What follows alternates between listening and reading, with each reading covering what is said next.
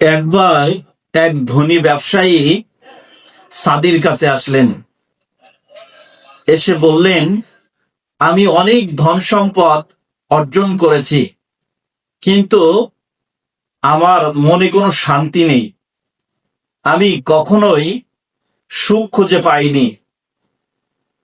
আপনি আমাকে বলুন, কিভাবে আমি সুখ খুঁজে পাবো, কিভাবে আমি শান্তি খুঁজে পাবো। তখন শেখ সাদি তাকে বললেন, প্রকৃত সুখ ধন সম্পদে আসে না। প্রকৃত সুখ কখনোই ধন সম্পদে পাওয়া যায় না। প্রকৃত সুখ পাওয়া যায় পর উপকারের মাধ্যমে। প্রকৃত সুখ পাওয়া যায় অন্যকে সাহায্য সহযোগিতা করার মাধ্যমে। তুমি এখান থেকে ফিরে যাও এবং তোমার যে ধন সম্পদ আছে তার একটা অংশ তুমি মানুষের মাঝে বিতরণ করে দাও, যাতে মানুষ তোমার সম্পদ পেয়ে উপকারে আসে। তখন শেখ সাদি কথা মতো ওই ধনী ব্যবসায়ী বাসায় ফিরে গেলেন। ফিরে গিয়ে তিনি একজন, দুইজন, তিনজন, চারজন, পাঁচজন এইভাবে দান করতে লাগলেন।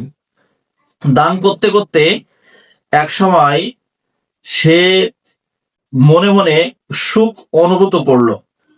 তার মনে মনে সে শান্তি পেল এবং সে বুঝতে পারল যে প্রকৃত শান্তি শুধু ধন সম্পদে নয়, পর উপকারের মাধ্যমেও প্রকৃত শান্তি খুঁজে পাওয়া যায়। তখন থেকে ওই ধনী ব্যবসায়ী বেশি বেশি দান করা শুরু করলেন। যত বেশি দান করতে থাকেন তত বেশি সে নিজের কাছে সুখ খুঁজে পান। যত বেশি সে দান করতে থাকেন, মানুষের উপকারে আসেন, তত তার নিজের ভিতরে ভালো লাগা শুরু করতে থাকে। তার নিজের মনের ভিতরে একটা অন্যরকম অনুভূতি, একটা অন্যরকম শান্তির জায়গা তিনি খুঁজে পান।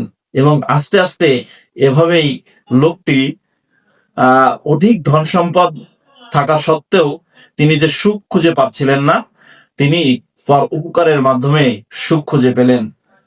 আসলে প্রকৃত সুখ কখনো ধন সম্পদে আসে না। প্রকৃত সুখ পাওয়া যায় মানুষের পর উপকারের মাধ্যমে, অসহায় মানুষের সাহায্য সহযোগিতার মাধ্যমে, অসহায় মানুষের হেল্প করার মাধ্যমেই প্রকৃত সুখ শান্তি পাওয়া যায়। সব সময় যে ধন সম্পদ মানেই সুখ, এই কথা